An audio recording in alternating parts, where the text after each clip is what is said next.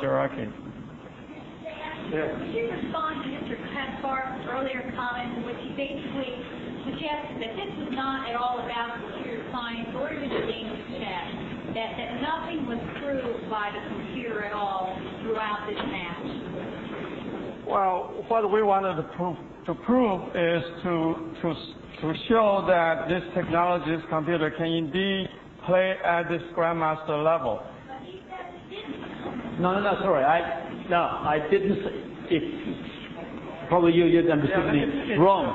No, I never proposed that it's not playing. I said there are 3 or 4 people in the world that could compete with Deep Blue.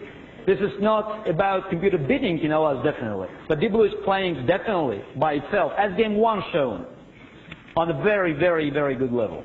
Yes, we are indeed.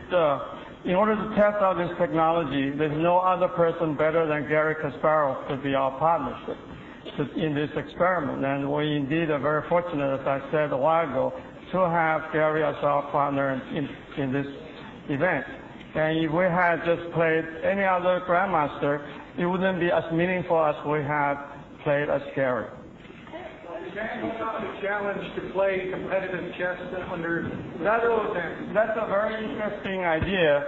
You understand, so far we've been doing science in the laboratory constructing computers. And if you want to take us away from that and become a professional chess player, that's a very interesting thought. We'll have to think about that. I'd like to just have one quick introduction. Carol Jarecki has been somewhere over here. Carol here? Carol, would you just take a bow for a second? Carol did an outstanding job up in the game room and was never seen by anybody for a whole week. Carol, take a bow.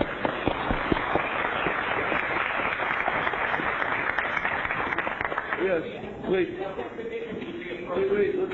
Does Mr. Crane possibly comment on what this means for the future of chess? I mean, does this change chess? Does chess eventually be taken over by computers? And what does this mean for the future? I don't think it's even close that chess is taking over. There was one man who was a very good player, maybe the best in the world, cracked under the pressure. But that's nothing to do with computer being unbeatable. This machine is vulnerable, and I have no doubt in a proper competitive chess it will be beaten. Now that's, again, you can say it's a post-mortem statement that's carrying no value. But I learned a lot during this match, and I know what you can do with a machine. You have to play on a very, very high level. I mean, I have to show the best of my ability, but I've no doubt that this machine with all these tools, adjusting it, making it better during the match, this machine will be badly beaten if it's a proper competitive chess. What's the deciding move in today's game? Sorry? Deciding move in today's game? No, today's game, they don't even count as a game because probably it was even published somewhere else. When a computer takes on e6, you can resign. I was not in the mood of playing at all. I have to tell you. Because I'm a human being, and after game 2 I had some major problems of coming back to the match. I proved to be vulnerable. So when I see something that is well beyond my understanding, I'm scared, and that was something well beyond my understanding. Psychological effects that you talked about? Yeah, there's plenty of psychological effects, but as long as I could keep under pressure, forget today's game. I mean, Deep Blue hasn't won a single game out of 5 because, again, game 2 I resigned when I could force a draw. Now, force a draw. Now, if somebody has another opinion, stand up and tell that the position was not a draw. Game 2 was resigned in a completely drawing position. Is it a correct statement? No, is it the correct? No, it's important. Is it the correct statement, Mr. Benjamin? Game 2. Final position was draw. Now, very important. Now it was recognized that Deep Blue made a bad mistake in a completely winning strategical position, blundered a perpetual check. In a completely winning strategical position, blundered a perpetual check. Now, what I'm saying, before today's game, Deep Blue couldn't win a game, and I was playing on a very high level. I was proud of my games, game 1, game 4, game 5. It means that machine is vulnerable. Just add more energy. Just, resilience, and machine has no chance. Under the right conditions, would you play Deep Blue again? One condition, IBM a player, not a sponsor.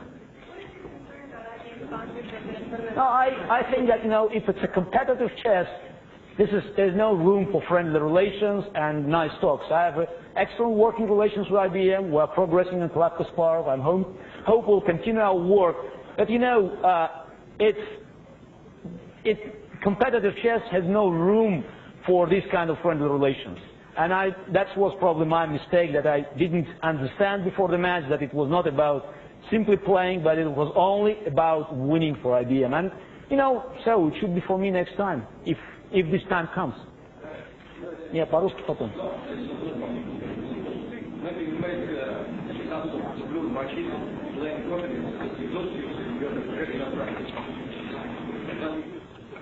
No, when you play Deep Blue, you have a choice, either to play sort of crap, that you don't play, that's very rare openings, or you play something, the best lines But to play the best lines, you have to know your opponent. I cannot study all the openings. I have to know what my opponent is playing, because the depths of the preparation, it will be different. Now, if I have to play next time with Deep Blue, there is no doubt it will be an open duel, and I will play proper moves.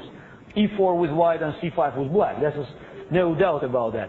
But I played probably what was recommended by every computer specialist. You don't start confrontation, and game one proved to be a brilliant success. Deep Blue played a couple of moves. I think Patrick Wu described it as Deep Blue was playing as a numbskull. It was working. But suddenly it stopped working, Suddenly Deep Blue found its way, just to break the pawn chains and start confrontation in a very, very convenient situation. Probably, with Deep Blue, the normal computer strategy doesn't work. We'll take 3 more questions from the audience. What you're saying is you're expected the computers to play like a computer, and it is not. And that is true. But can you make similar demands with the opponent of the human being? Suppose Mr. Kasparov didn't play like Mr. Kasparov, and played like Anand. Would that answer you? I'm not that stupid, to be upset if Mr. Karpov plays like Mr. Anand, or Mr. Anand plays like Mr. Kramnik. But if you know something about competitive chess, it's almost impossible, because even human beings with human flexibility are not able to change their style dramatically. You will never make a mistake identifying games of Garry Kasparov from Anatoly Karpov's games. If you look at one game, maybe you'll make a mistake, but if you look at 5 or 6, there will be no mistake. Now, what we saw in this match is a unique flexibility for the computer, because we always believe that computers are not flexible, and computers are doomed to make similar mistakes in the situation slightly different. This machine didn't make this kind of mistake. This machine was, adjusting itself during the game to the situation that just arose.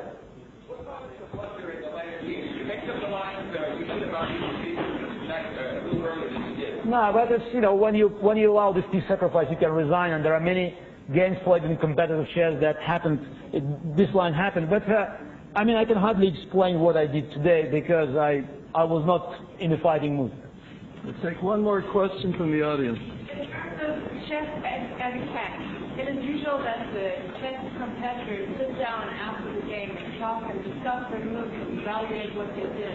What is your incentive to keep your evaluation so hidden? Why don't you unseal the envelope and show us the evaluation of these moves? All the moves. To lay open your strategy. Well, analyzing the move is one thing, which we usually do. In several occasions, we didn't have the opportunity to do that. But on the other hand, to reveal the inner thinking of the Blue is like giving away whatever Gary was thinking and preparing for the match, for the game, and we would rather do that after the match and not during the match. That's like revealing everything we have programmed inside the computer. We don't have it's very difficult to tell a computer, just give me this piece of information, but not everything else.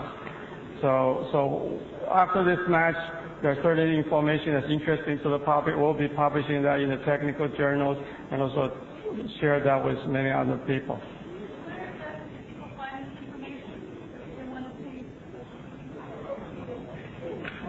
I believe, we will be sharing some of the specific interesting information, such as Mr. Kasparov mentioned, with perhaps the press in some appropriate forum. CJ, I think you understood me wrong.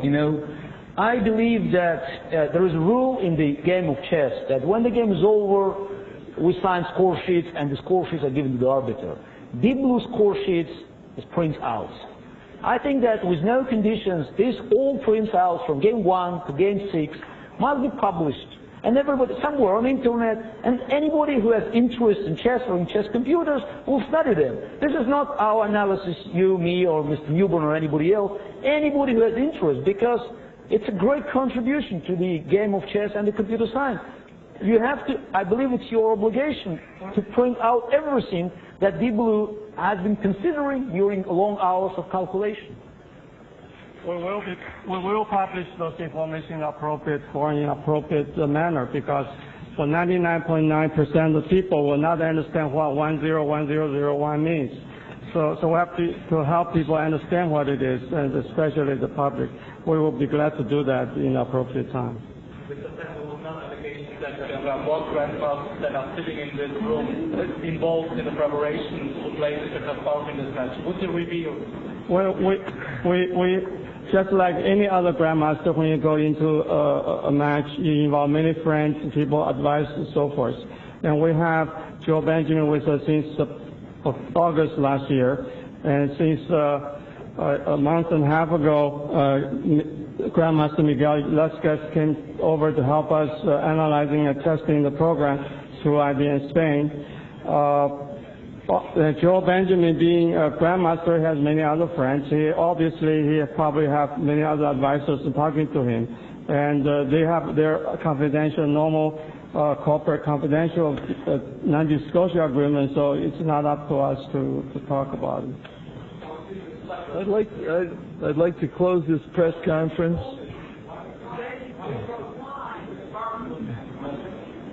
Are you both willing to continue? If you have questions.